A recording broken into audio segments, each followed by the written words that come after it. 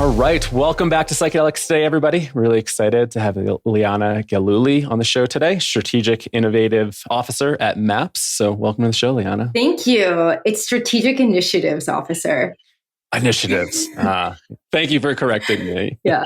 Cool. Well, yeah, I feel like as we were mentioning before, it feels like it's been a long time coming. I've been wanting you on the show for quite a while. I just did a little bit of an introduction, but would love to hear who you are and what you do for MAPS and your role and maybe how you got involved in psychedelics. Sure. Thanks so much for having me on. It's really great to be here. I've been listening to your show forever. So you do such a great job, and I'm really pleased to be here with you today.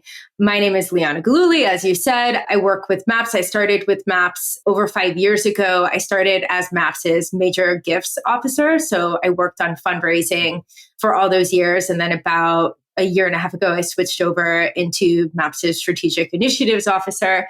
And so that means I get to work on all kinds of special projects and initiatives at MAPS. And in addition to my work at MAPS, I'm the co-founder and board chair of the North Star Project. I also am a former board member of the Chacruna Institute and an advisor to the Indigenous Reciprocity initiative. Amazing. Yeah, you have your hands in so many different things. So how did you get involved in psychedelics? Like, where was your entry point and where did your interest get? Yeah, so I think my story is similar to so many other people's stories, just in the sense that I experienced a pretty severe trauma as a young person when I was around the age of 14. And I had a very challenging time as a teenager. And then just around the time of turning 18, I recreationally took psilocybin mushrooms. And I had such a mind-blowing experience. Back in those days, Erowid said that the dosage for psilocybin was 3.5 grams. And so I thought that you had to take exactly that amount for it to work. So all my first experiences were pretty high doses. And I had such a profound experience. And I just became intensely curious about mushrooms and what had happened to me.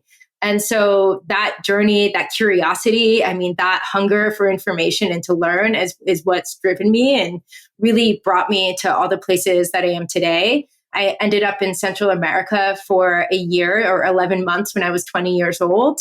And I was seeking to find different people who were working with mushrooms and other kinds of plant medicines. And I was by myself kind of backpacking. And there I met some people, including somebody studying to become a psychologist from Australia. And it was a year later, visiting him in Australia when he first pulled up the MAPS website on his computer. And then he told me about the MAPS conference, which was happening in 2010. So this is a couple years later. And I just moved to California. I didn't know anyone here. And I decided to go with my Australian buddies to the MAPS conference. And I really say that since that 2010 conference was so life-changing and transformational for so many of us and brought the kind of this whole global network of people together. And I was just amazed that people were speaking out loud about things that I cared about, but had always felt like such a secret to me. And it felt really dangerous to say these things out loud in 2010. Totally, right? And just thinking about where we are at now, I think I started getting really involved in 2010, and it did feel like a totally different world. And it was like you couldn't really be so open. I mean, you could, but you couldn't. Not like today. It's like everybody is just so open, and it was a different world. But that's really cool to hear how you got involved. It's always fun to hear how some of the MAPS employees got involved. I think when we had like Shannon Carlin on, she just said she found a Craigslist posting. It's so wild. Oh, so interesting. Yeah. So I detoured into cannabis for a while and worked for the ArcView Group, which is the largest investor network market research firm in cannabis, and helped over 200 early stage cannabis companies receive investment from our accredited investor network. And then through that, started learning about fundraising, would fundraise from our investors for Marijuana Policy Project and Drug Policy Alliance, and then got recruited into MAPS by Rick himself way back then. So yeah, it's been quite a journey. Awesome. Well, let's dig into a little bit, like if there's been any updates that's been happening in MAPS. I know that they just released some of the phase 3 research reports on the long-term observational follow-up study on MDMA-assisted therapy for PTSD. I can't remember the last person we had on from MAPS. So yeah, any updates that you would love to share and let our audience know about? Yeah, I think the biggest update is that we have the data. We've completed the trials. It's being analyzed and put into a report, and it's going to be published in a peer-reviewed medical journal, hopefully sooner than later. And so that will go into the details of our findings of our second of two phase 3 trials, which is called the confirmatory trial. And so, yeah, what I can share is that the results confirmed the first phase 3 study that we did. And so that is a positive result. And the rest will have to just wait to the big reveal when we publish it in a peer-reviewed journal. Yeah, yeah. And I think the other big update too is, and I know MAPS was part of it along with Compass, but that AMA with the CPT codes. CPT codes. Yeah, it's so massive. I mean, there wasn't a way for providers to bill long sessions of therapy. So they would have had to gone and bill each hour of therapy separately. And so this code allows for these long 8-hour sessions to be under one code. Oh, amazing. And it really marks this recognition of insurance companies. It's really like paving the way for this type of modality to be recognized by insurance providers. Which is huge because I know that's what everybody is wishing for, right? How are we going to be able to pay for these very long sessions? So to just hear that sounds really exciting that they're looking at it and it's a possibility. Yeah. So all of these super technical, kind of somewhat difficult to describe breakthroughs are so important, right? I mean, it's like we're working on rescheduling MDMA in the states that need that. So there's like a lot of just very technical work that's happening right now behind the scenes, teams and teams of people just creating the conditions and laying the groundwork so that this whole new modality can be functional systemically in all of our medical systems in the event of FDA approval. Yeah. I'm not too sure if you can speak on it or if you know, but are there going to be, do you like foreshadow any challenges of insurance companies getting involved here? Like, are they looking at it and be like, we want to do this, or are there going to be a bunch more roadblocks ahead?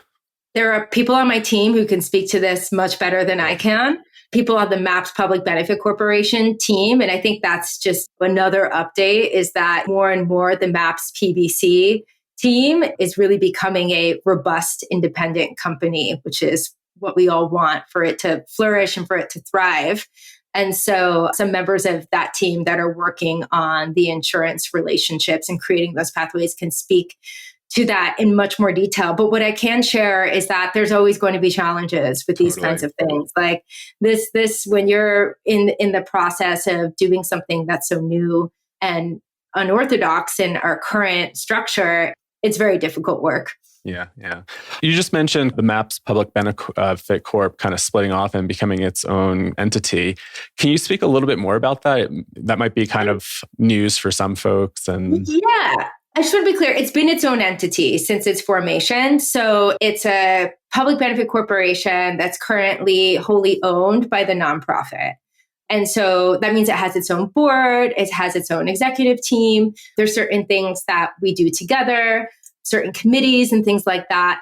And I think what I mean by sharing that is that the capabilities that MAPS PBC are building out are really, it's a pharmaceutical company. So there's a lot of expertise and kind of technical knowledge that team holds that I'm on the nonprofit side, that we in the nonprofit have like less and less visibility into. And I think that's really the only thing that's different is that as their work deepens and gets more specific and more technical, we don't know everything that they're doing.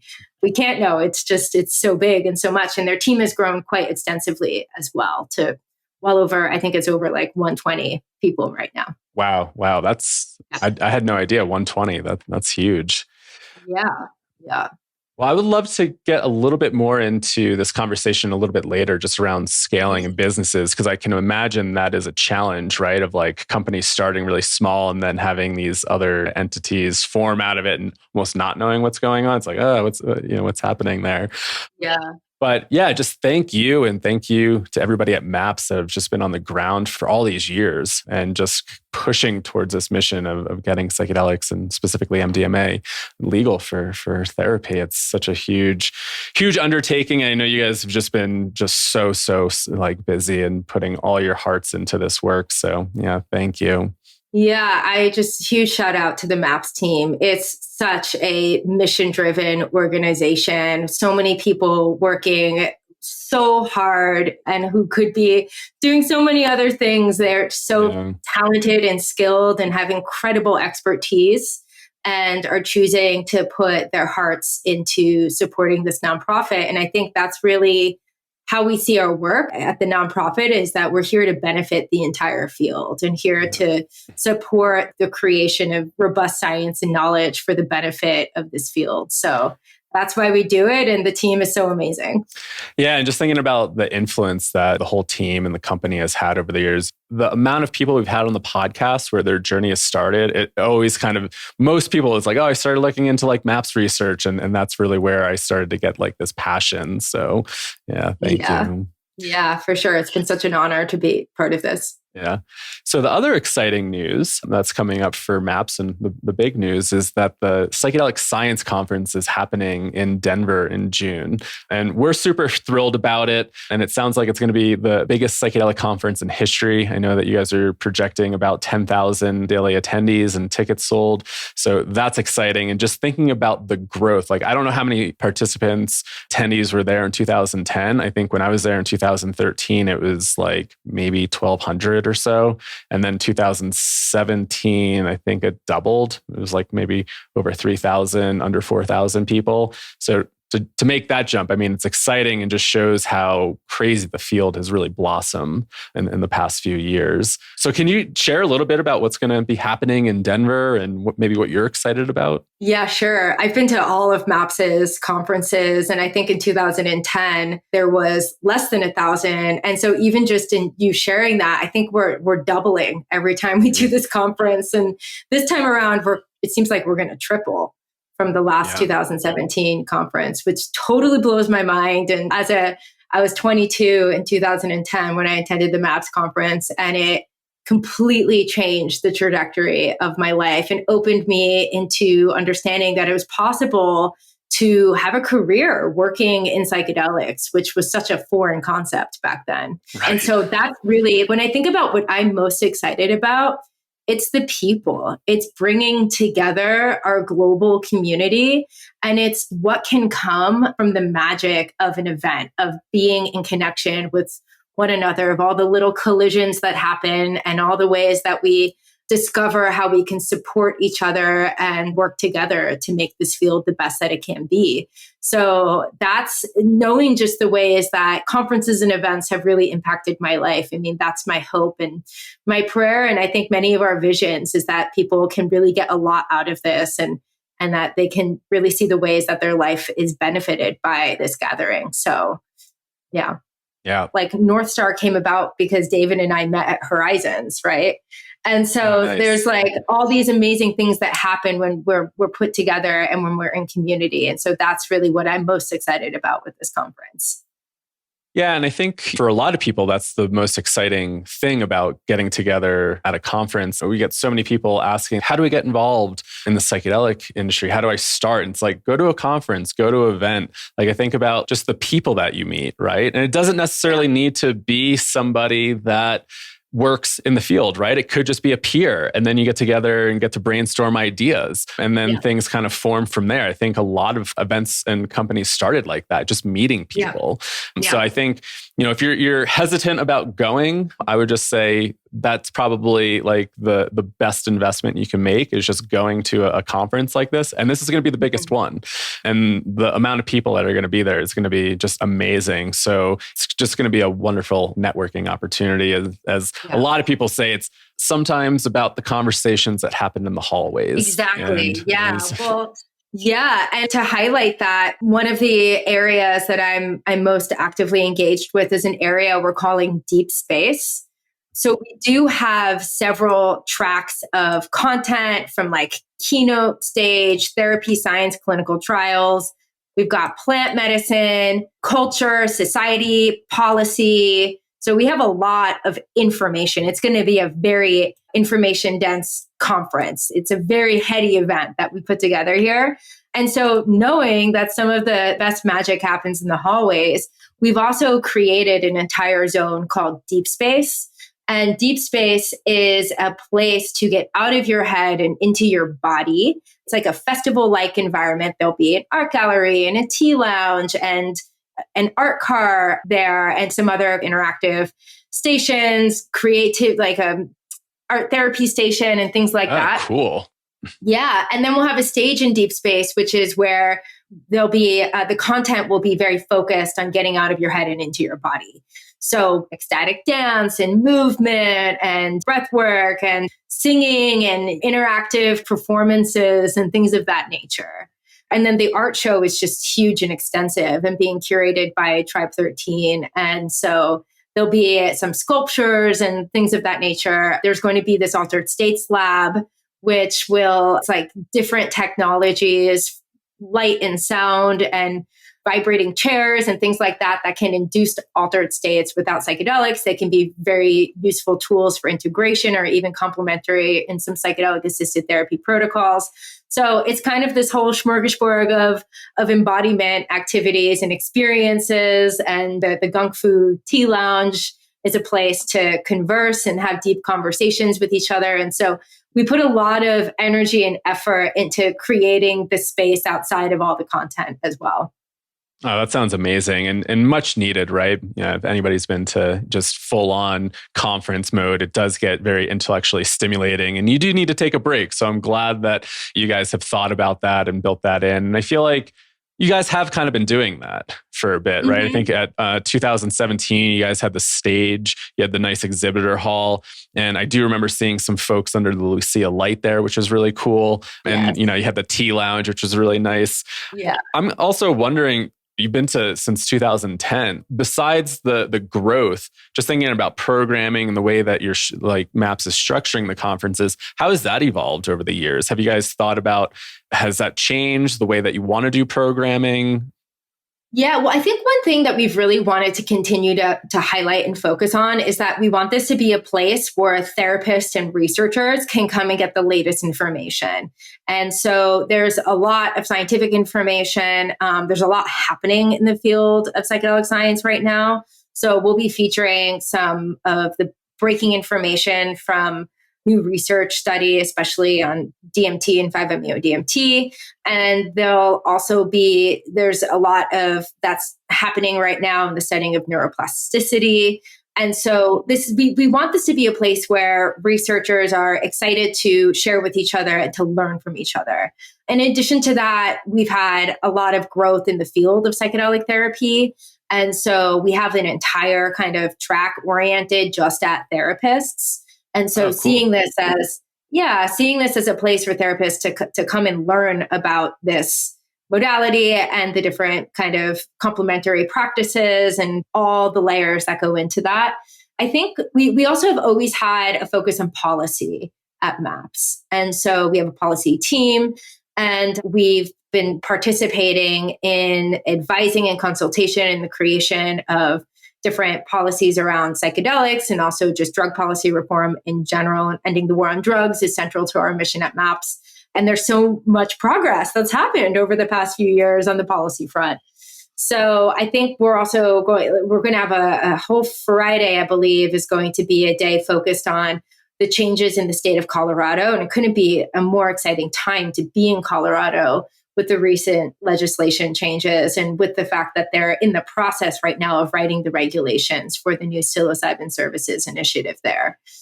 And I think what might be a little new or different, we've always kind of sprinkled this around, but we have a big focus on, I'll also share this. We always have a plant medicine track.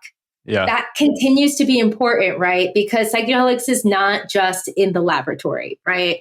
And so honoring and recognizing the traditional uses of psychedelic plants in medicine and creating a pathway for those voices has been part of it. And I really just want to thank Bia Labache from Chacruna, who's really held that vision for MAPS and ensured that we are being very mindful of the way that we're designing this. And there's been other people as well that have really helped round out the program. And it's an incredibly powerful track. We have some amazing Indigenous voices from around the world coming and supporting this event by bringing their voices. And then I think the thing that's kind of new that we've sprinkled around in the past but haven't done too much of is this culture stage, right? This idea of how are we intersecting with mainstream culture? And this is an area that I get really excited about, because if you look at the biggest issues of our time, if you look at the environmental movement, everything that's happening in climate change, if you look at what's happening with the way that social media is creating challenges in our society, it's causing teenage girls to be suicidal like there's this whole Facebook papers that came out last year that talks about the ways that social media is bad for mental health, especially in teenagers and especially teenage girls. Then we also have what's happening with AI right now, creating a whole bunch of uncertainty for our future. And so we actually have people who are experts and leaders in those fields coming out to this event. And same for space exploration, this idea of the overview effect. And so all these like really big topics of our time that people are interested in and chatting about, if you just flip over the rock, there you will find people who have been directly inspired by and impacted by psychedelics. And I think that's what's so fascinating, is that this isn't some like, what is the word I'm looking for? Like off to the side. What is the word I'm looking for? So well, yeah, it's not just like focused so much on the therapy and medical. That's what I'm hearing too. And this is something that we talk about. Psychedelics are so fascinating because it is such a multidisciplinary field. And when you look at the influence, we could just, the typical kind of influence, Steve Jobs, Carrie Mullis, and how much it impacts all these other fields of like creativity and how it impacts culture. Psychedelics hit everything in some weird way, right? It's like that non-specific amplifier takes something and then it amplifies it. And how much of that impacts our life? I mean, the breakthrough that Carrie Mullis had with the PCR definitely played a huge effect in COVID vaccines, all that beginning stuff. And, and he really attributed it. And Crick, right? And so scientific discoveries, computing technology, all these things that are shaping our global reality, and just the ways that psychedelics has influenced. So it's not only about the science and therapy. It's not only about the traditional use. It's also looking at this intersection with this culture. And this isn't some counterculture that's like a narrow group of people who all kind of are the same, right? This isn't the hippies in the 60s, right? Who ascribe to a certain aesthetic and like a certain kind of music and wear tie-dye and do these kinds of things, right? This is a much broader movement. And there's every kind of person is taking interest in psychedelics and what they can do for themselves and really for the world. And so this idea of also that psychedelics are non-specific amplifiers, right? And so it's important for us to be really conscientious of what we are amplifying, right? Mm-hmm. And so the question, like this invitation around 50 years from now, when people are looking back at this time in psychedelic history, what are they going to say about these people, right? About the people at this event and who's showing up to this right now? And what are the attributes of this contemporary psychedelic culture in 2023? How is it shaped? What are its influences? And what does it look like if we all show up as our best psychedelic selves? Who is that? Who are we to each other? How do we interact with one another? So all of that is really what I think the opportunity is to be mindful of the ways that we're engaging with the current cultural creation that's happening right now. Right. And I think that's like the fear that a lot of people have, right? Like it kind of gets too much into like the cultural things. It kind of leaks out, and then the 60s happen all over again. And we have a little bit of backlash, which I don't think is going to happen. I think like the interesting stuff is around technology, AI, psychedelics, and like, how is that going to shift things? Yeah. Well, totally. And I think that's the other idea, is that there's people from every walk of life. There's conservatives and Democrats and people from the whole political spectrum. There are elected officials who have benefited from psychedelics. There are heads of major institutions, hospitals, universities. healthcare systems that have benefited from psychedelics. So we're in a different time now. And so I think that the more athletes, we have some professional athletes and former Olympians who are going to share about the ways that their lives have benefited from psychedelics. And so the more that we can demonstrate that you don't have to be some like wildly alternative person to benefit. Now, I say that knowing that I identify as a radical person, and I think I don't want to lose that edge either, right? Like there's a role for the trickster. There's a role for just like the depths of what we can learn and the ways that we can generate systemic change, right? And I think for me, that's something that psychedelics have driven more and more of my interest in systemic change and the ways that we can transform our current economic system to create more justice in our world. So there's all these things like that are really important. I don't want to like gloss over and be like, everything is shiny. It's not. Yeah. But I just want to highlight that there's just a much broader spectrum of people that are engaging with these things at every level, people that are very serious people doing very serious things in the world. Yeah. And so if we can highlight that and recognize that and understand that, then I think we are also shoring ourselves up against any potential backlash in the future. Well, I think that is a really important point, and I'm sure MAPS has been probably at the forefront of it, just thinking about how do you talk about psychedelics to all these different groups of people. But something I wrote down was just like, how do we not necessarily we want to shift the personality of psychedelics, because as you said, you kind of want to keep a little bit of that edge. And sometimes I want to say just keep psychedelics a little weird and not always keep it so like, it needs to be in this box, it needs to be this way. But the reality is that there's so many people coming to it. Like I was just watching a trailer. I forget what the trailer was. It was about a bunch of, I think, NFL players that were going down to Jamaica to heal. And I remember like the way that they clipped that trailer together was like, this isn't some hippie stuff, right? Mm-hmm. And so that's like everybody's perception of psychedelics. It's like, oh, that's the hippie generation. Oh, I don't want to like lose control. I don't want to do, and it does have that kind of cultural narrative still embedded in it. And I think that is what we're battling against most of the time when it comes to educating the public. It's like really kind of battling against those taboos, that stigma, that cultural narrative that's still well alive, right? I feel like we're kind of in a little bubble at times. Like, oh, everybody's talking about this. But the reality is sometimes people do still associate it with that kind of counter. Yeah, a lot of people, that counterculture movement. And it's like, if we do want to progress as a society and get these integrated, we're going to also need to shift kind of like the personality of what that is. Because the reality is, many, many diverse people are taking psychedelics for many different reasons. Yeah.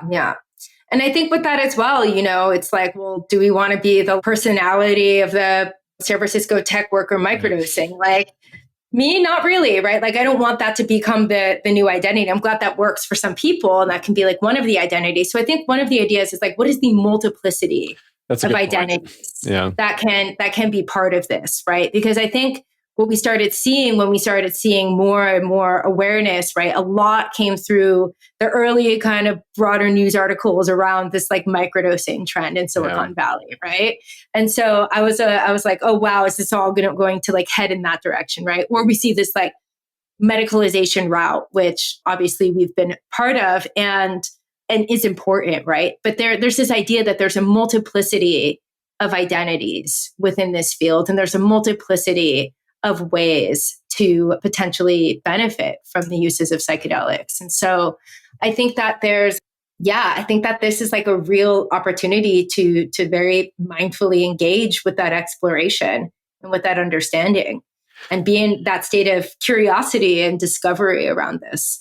Yeah. And as you're saying that, it's just like the therapy part of me is coming out and, how popular IFS is all of a sudden in the psychedelic world and really honoring all these different parts, right? There's so many different parts of ourselves and then parts of the culture. How do we honor that and not just like push it away? And I always appreciate it, Dick Schwartz's new book title, No Bad Parts, right? Because there are those times where we go, I don't want to deal with the tech bro that's listening, right? Yeah, it's like, well, they're part of it too. And they're approaching it in a different way. And maybe they are bringing some benefit into the culture at times in the way that they're working.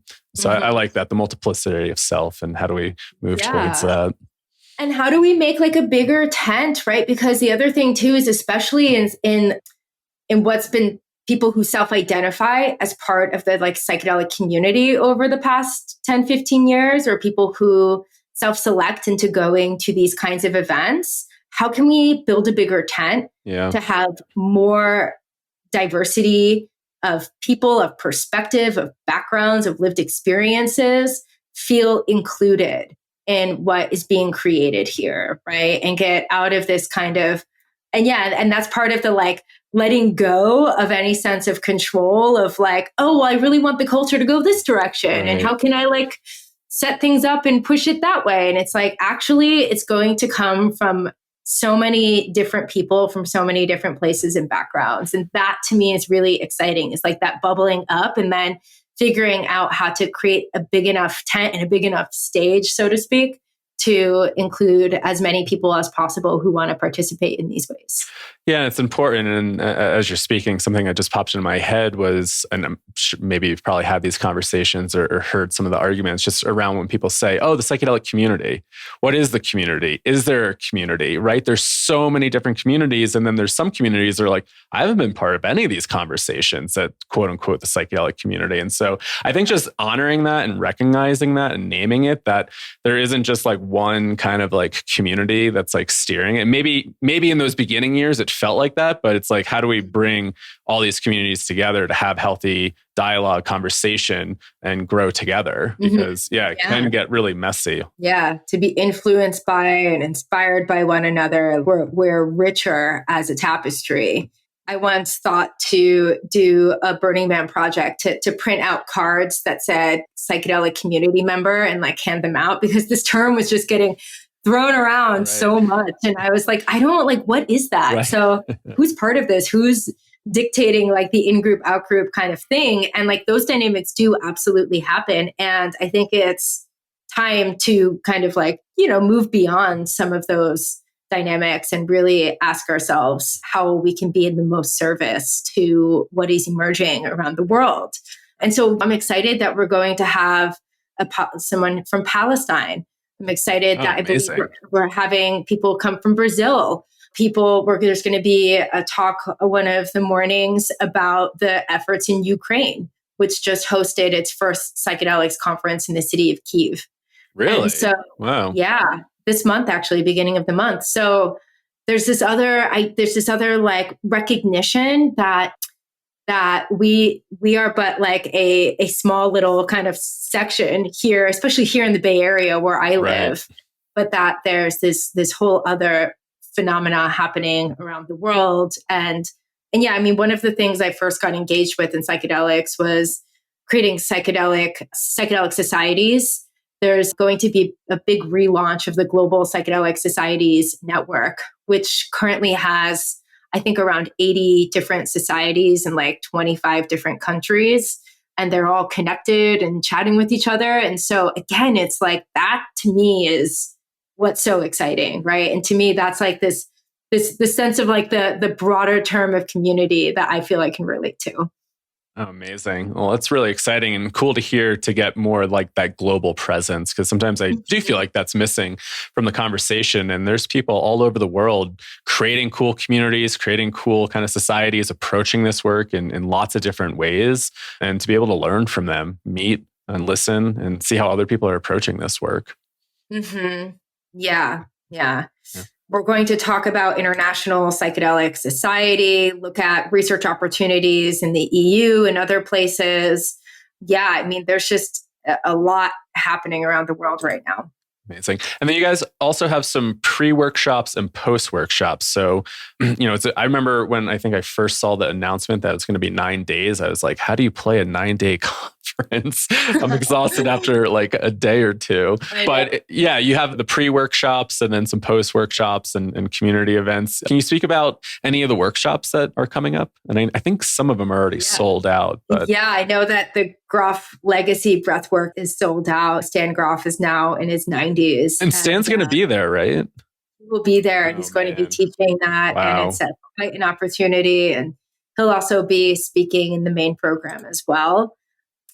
Yeah, there's all kinds of workshops that I'm really excited about. There's one that I'll mention, which is the Psychedelics Fundamentals, which we felt really passionate about giving some really big, like 101 level material, recognizing that it's likely that there's going to be a lot of people who this might be their first psychedelic event or conference. And so just providing an opportunity for people who are newer in the field to learn some of the basics before diving in.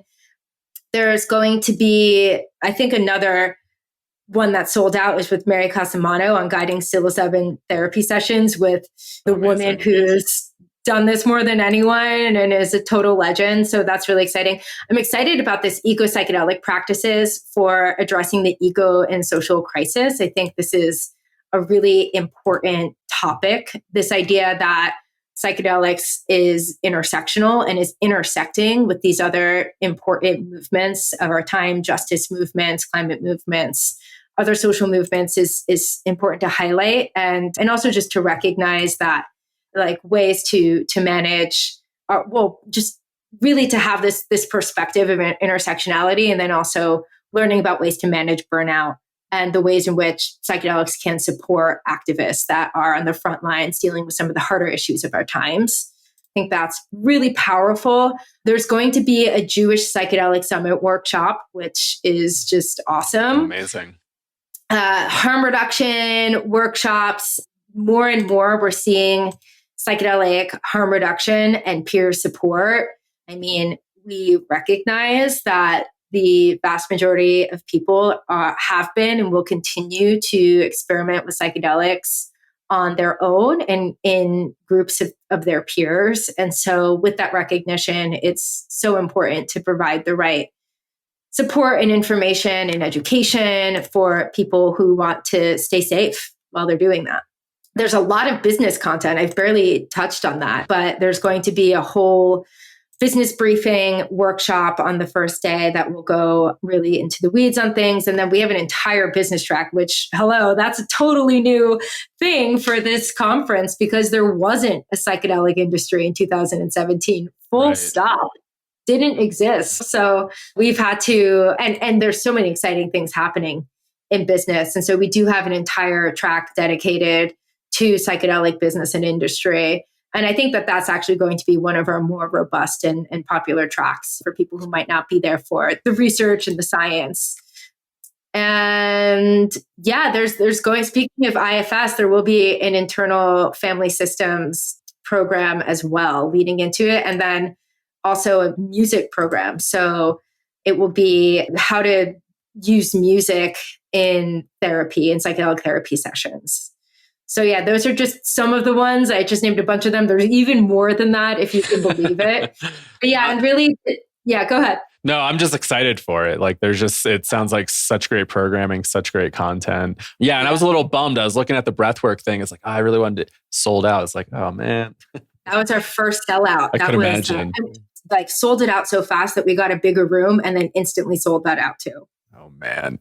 We had 2 opportunities. I blew it. But and then the Monday, Tuesday are the workshops. So we're really seeing this as like a comprehensive 5-day event, not so much a 9-day event. That being said, the other thing that's definitely worth highlighting is that there's so many community partners, friends, companies, people showing up and doing amazing things throughout the week as well. So there's things that we are programming each day. And then on top of that, we've heard of people bringing out their whole companies, using this time to do company retreat, to get together with their teams. We're also remote these days. And so we hope that people will see this as an opportunity to use this time for their own team building and also to have those in-person meetings with different partners and funders and people in the ecosystem that can support what you're doing. And then we just added a page. If you go to psychedelicscience.org/fun, we've started to post some of the evening activities that we've heard about through our community and partners. And so if people are planning something and they would like it to be included, please let us know. You can just email info@maps.org and let us know, and we will do our best to get that added. And because I think that's the other thing too, is like every night there's music. There's going to be a big show Thursday night with Eric Andre, Reggie Watts, and the Flaming Lips. The flaming lips too. That's amazing. I know. So, okay. So Wednesday night we have a dinner to honor Roland Griffiths and his life and work and just what an extraordinary person he is. It's going to be really special. That will be on site at the convention center.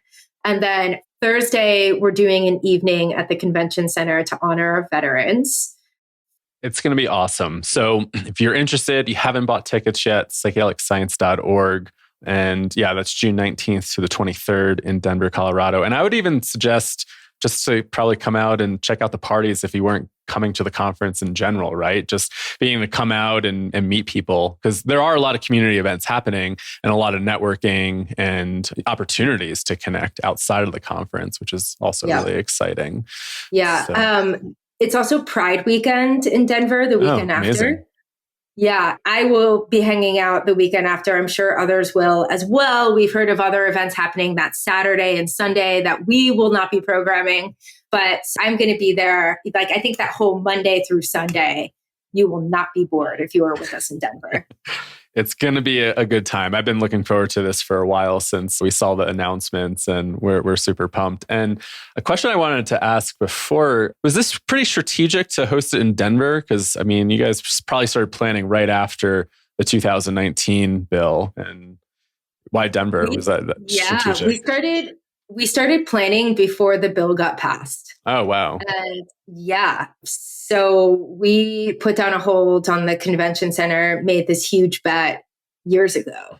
And part of the bet was that Denver was going to be the most amazing choice of a city in 2023. And that seems to have panned out. So we'll have the Governor Jared Polis will be speaking at our event, the governor of Colorado. No way. Oh, that's really cool. Yep. The mayor of Denver as well, Michael Hancock, will be speaking at our event. There obviously is like a lot happening in terms of writing the regulations in Colorado. Denver was the first city to decriminalize access, deprioritize the criminalization of psilocybin mushrooms. And Colorado was the first state to make cannabis legal in the United States. And so Colorado seems to be on that bleeding edge in many ways. I mean, with all due respect, Oregon did beat them at a few things this time around. But yeah, Denver is such a great place. And we just feel like the doors are being thrown open to us in every which way with the people of Denver and the city of Denver.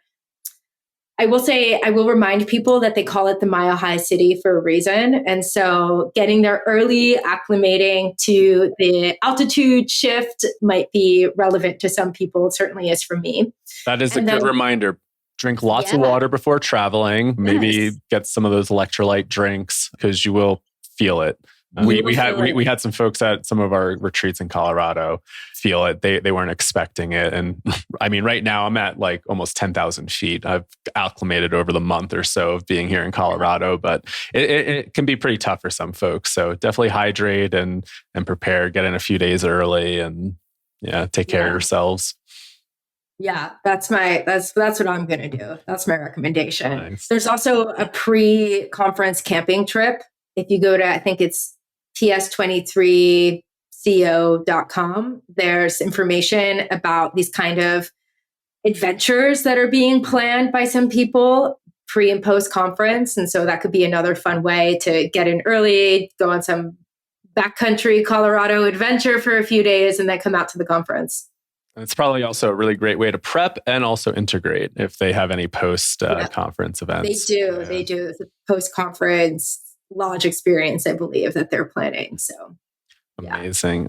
Well, we're super pumped about it, and it's going to be exciting. We have about like maybe 10 minutes left. Mm-hmm. And I know we wanted to kind of chat a little bit about psychedelic business, and I thought it'd be interesting to kind of touch on that a bit. Maybe a little bit more about the North Star and what you guys are up to, the North Star Pledge. But something that we were chatting about, just thinking about like 2017, not too many companies really happening. It felt still pretty small. Things are still kind of budding. And how much of an effect did Michael Pollan have? I was looking at the amount of news articles and papers and stuff, the media that came out. And 2018 was a huge peak. And I always kind of correlate that to the release of Michael Pollan's book. And so, yeah, how have you noticed things change over the years in psychedelic business and companies? Yeah, so I think there's a very clear correlation with Michael Pollan's book. I think also there's a correlation with the completion of MAPS's phase 2 program in 2016, and then the permission to move to phase 3. And so with that, clearing that hurdle and going to phase 3 is usually the point when you're talking about biotech and pharmaceutical drug development, right? That people start to put on the business hat and really start to think about, okay, well, in the event that this is successful, what do we do from there? Mm-hmm. And, Compass Pathways formed around 2017 as well, started as a nonprofit, became a for-profit. And so I think that there's a lot of factors, and Michael Pollan's book certainly had this major role to play in destigmatization and just public awareness. But I think that the business opportunities more came from the advancement and the early successes in the completion of phase 2 programs, and people starting to see the writing on the wall that there was a potential for a real line of business.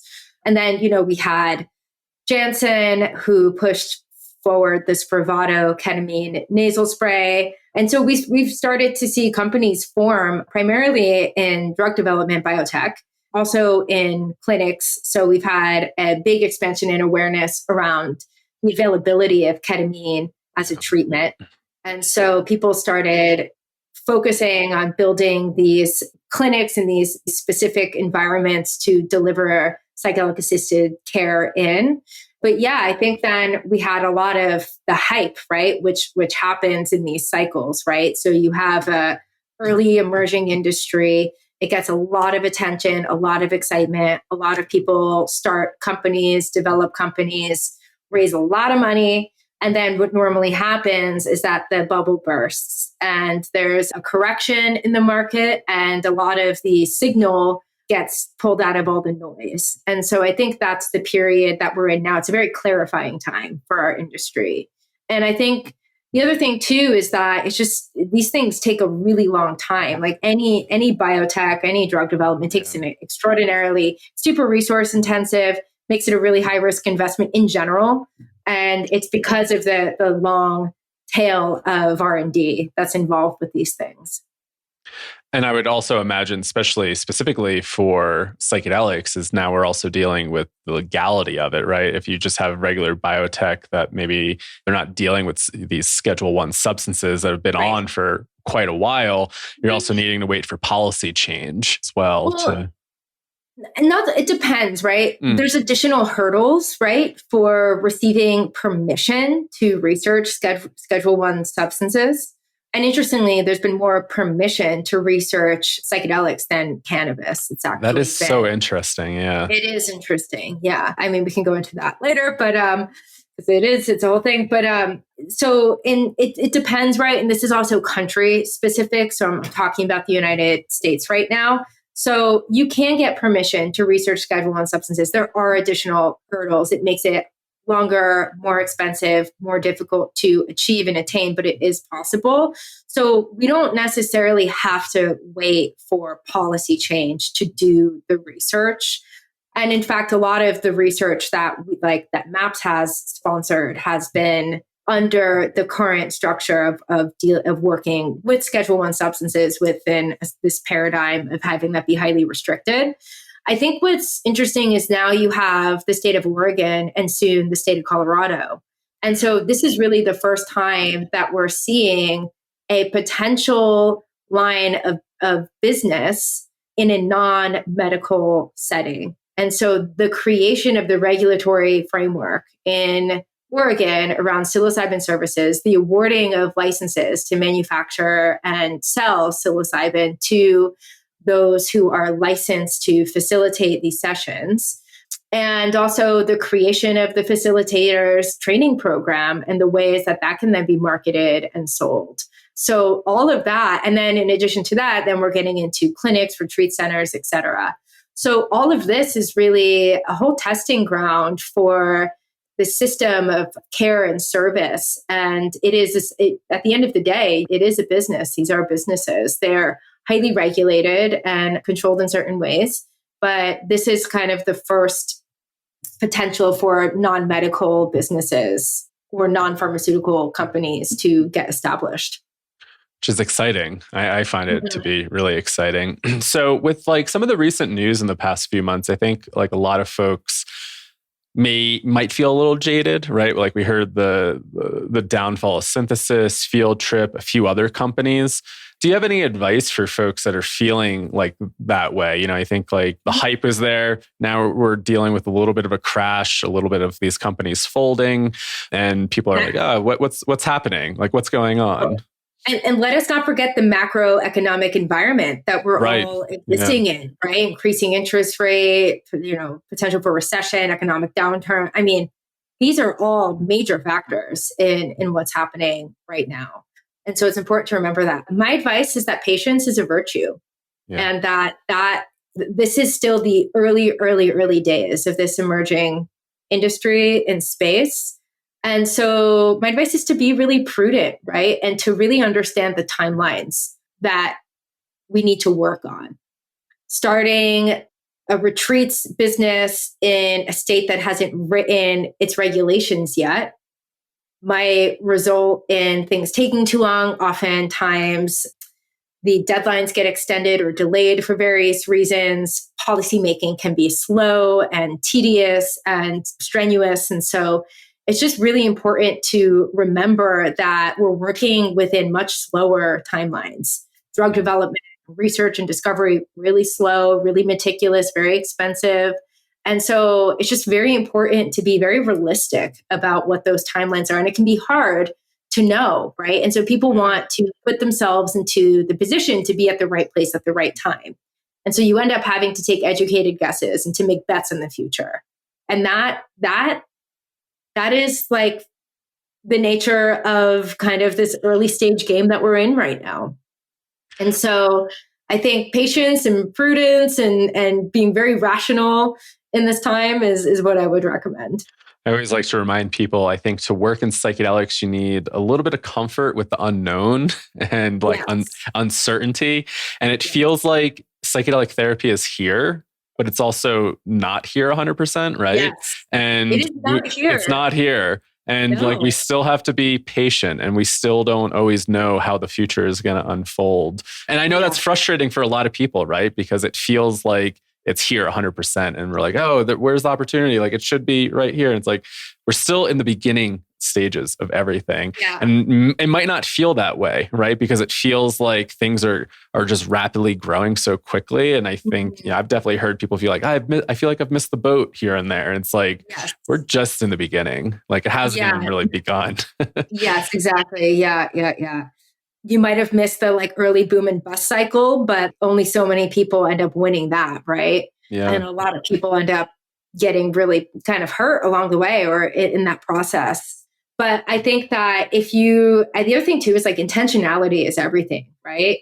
Is your intention to have the biggest, fastest growing, most highest revenue producing psychedelics company? Or is your intention to create a really grounded and stable and sustainable service within this space? And those are very different things. And so your Yeah. approach might be very different in doing those two things. Yeah. And I think that's a really important question for a lot of people that are entering the space to ask yourself, right? Why are you getting involved? And I think we do see a lot of companies getting involved that were riding the hype and weren't possibly in for the long game. Like maybe they had the intention, but maybe the passion wasn't 100% there to maybe ride it out. Mm-hmm. Versus it's going to be a lot of ups and downs. And are you excited about that? Yeah. I know our project, I mean, we've been doing it for 7 years, lots of different ups and downs. But there's something that keeps driving us forward with it. It's just, all right, this is fun for us. Yeah. And you've been consistent. And in my mind, you're here for the right reasons and you generate real value, right? For your community. And like those all have staying power. And so I think those are really good qualities to embody in this earlier time. If you're serious about wanting to be here and be engaged in this space and have longevity inside of this field. Yeah. And then just thinking about longevity. So like some businesses do get to that point where they need to scale and then things start to shift. And we were talking a little bit about this maybe before we got recording. How are you seeing businesses scale, the roadblocks that come up, issues, and how do we do this in like a good way? Because even I could imagine just the scaling of maps has been kind of challenging at times. And then just as you mentioned in the beginning, it's like sometimes we don't know what's going on in like the Maps Public Benefit Corp. And as a company, that's probably like, we used to have a tight handle on this small little thing, and now it's grown. Well, I mean, and that's part of it is that like we're not supposed to know everything that's going on, right? It's way too complex and too in the weeds and too detailed. And so there's a little bit of that happens when you scale as well. You have to really trust the people that are over there doing their thing, running that ship, right? And so I think that's first and foremost, right? You've got to trust your team and trust the people at the helm to be making the right decisions, because that's as things grow, there's going to be more and more people making decisions in all kinds of layers in the company structure. I think one thing that's been hard for us is that there's been this really sincere vision for fully delivering MDMA therapy to the world in the event of successful trials and FDA approval as a gift to the world, as a gift from philanthropists to the world.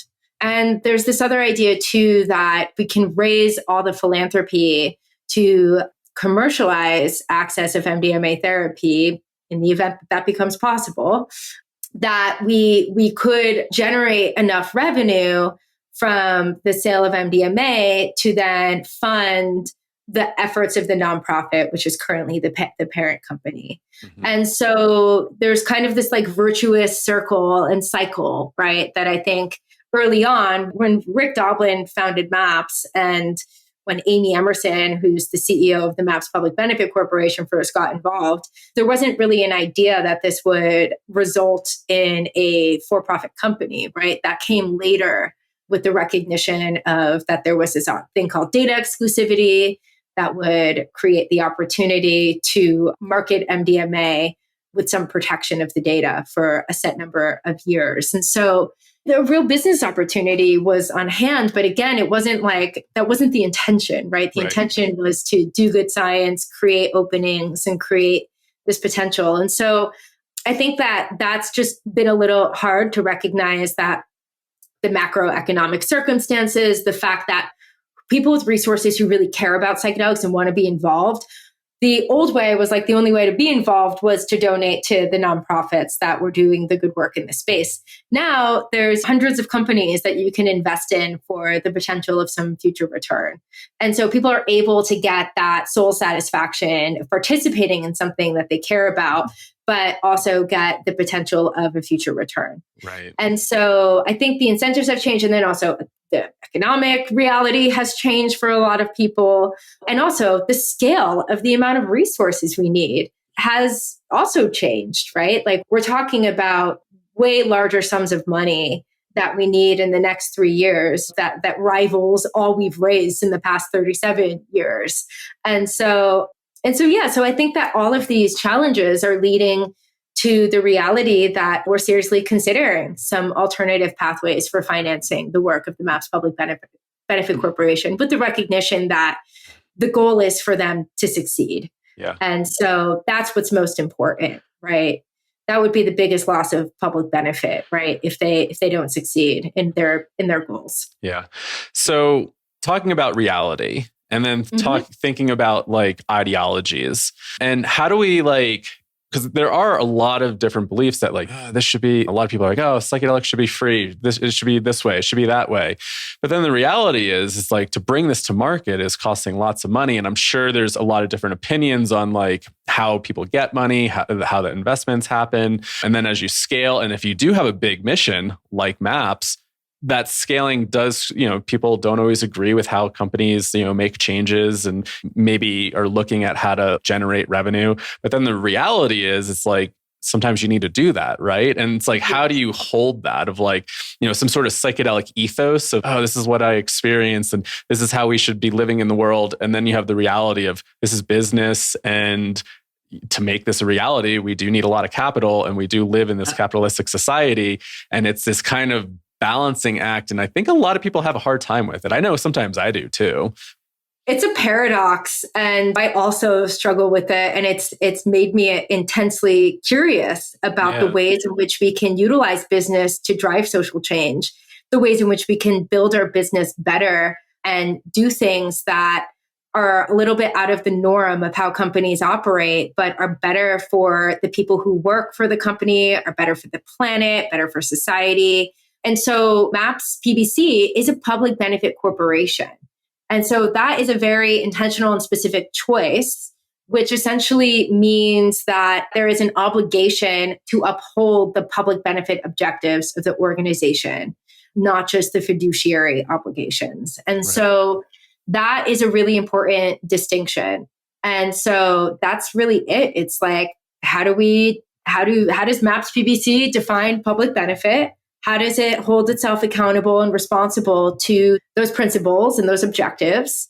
And that's a big part of what is being defined right now. I know that they're planning to release their public benefit objectives in the coming future. I'm not sure when, but it's things like prioritizing patient access, right? As this core philosophy of saying, well, if we are going to have a business and we are going to make money selling MDMA, then how can we support patient access knowing that the majority of the cost of the treatment is not going to be the cost of the drug, it's the cost of the therapist's time.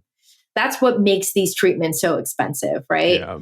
And so I think that there's this whole recognition that it is hard, it is a paradox, right? We, in our deepest hearts, like we are still pounding the pavement, still trying to raise philanthropy, still trying to kind of make that original dream and vision happen. And also grappling and preparing for the alternative realities, right? That this is just an enormous amount of resources that are needed to make this happen and to create benefit for so many people. So it's tough.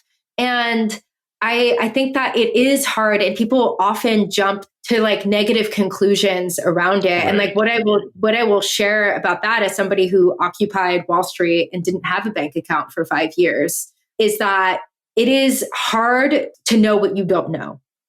And it is hard to see the whole picture. And that like the economic machine, like as the world turns, that we are part of, that like no matter what, we have to engage with unless we want to go live in the woods off grid, which plenty of people do, and that's great. But if we want to be part of the world in this way, if we want to participate in certain systems, and there was kind of a deal that was made the day that MAPS chose to engage with an institution like the FDA, right? Where we're saying and recognizing like this is a system that exists. The system that exists, it's flawed in various ways. And there's lots written and shared about that. And doing research is challenging and limiting in certain ways.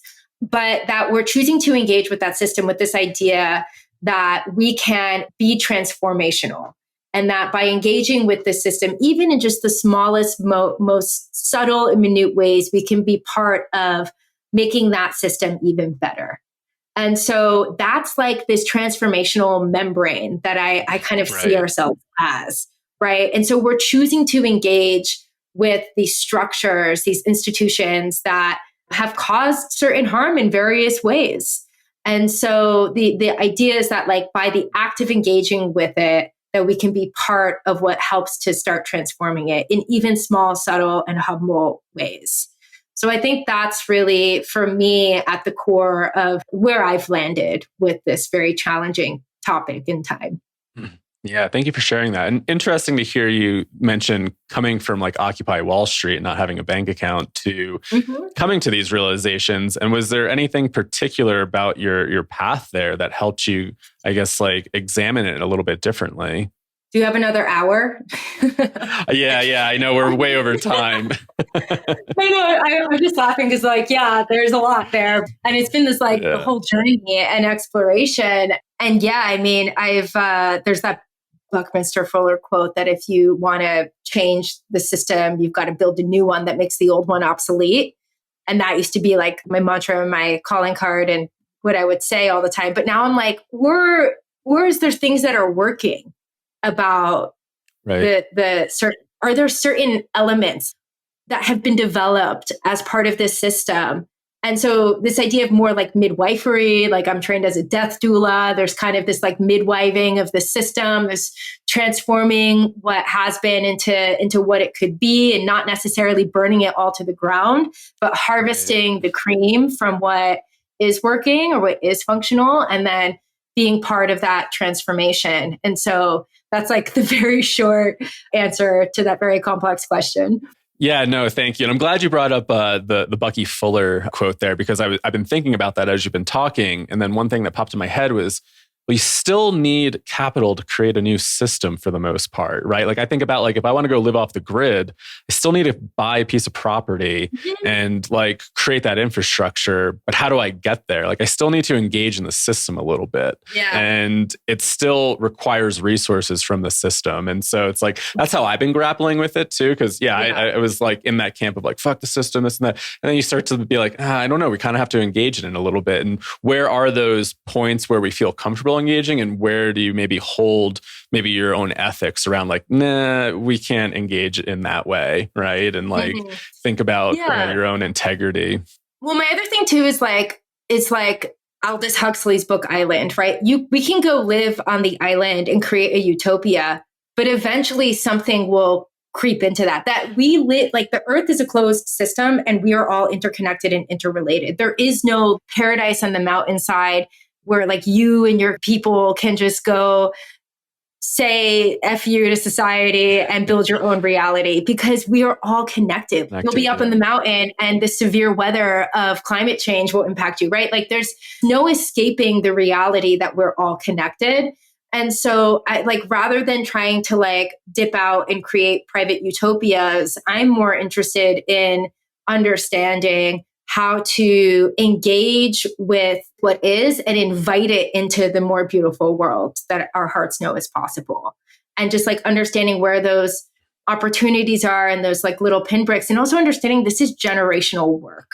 Right? If we want to bring everyone with us, if we want to just go have our own private utopia on some island, like, sure, like you can go do that. I guess if you have enough money and can buy an island, right? But if we want to actually make the world better for the people that are suffering the most and have the least flexibility and mobility and just agency in being able to create systemic change, like that's the deeper responsibility that I feel. I love that. Yeah, I think that's really important. So thank you for sharing that. I know we're at time. I feel like we could just keep chatting for an extra hour. I feel like this just flew by. So to close, is there anything that you want to end with that maybe we didn't touch on, or there's something else that, you're just kind of, it's like, I want to get this out. There's so much. This is a really exciting time.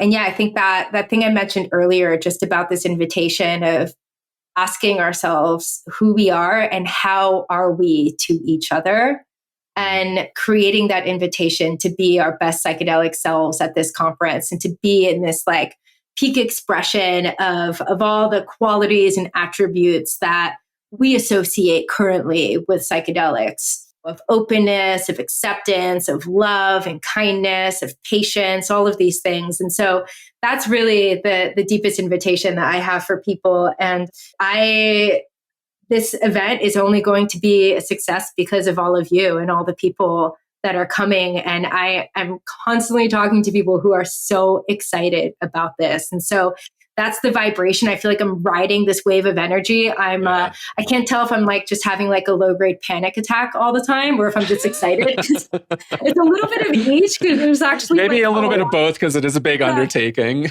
It's a huge undertaking, and there's like a lot to do. But I'm just so excited for all of us. And I really feel like I covered a lot of the highlights of the event. And so all I can say is come. You're invited, and all are welcome.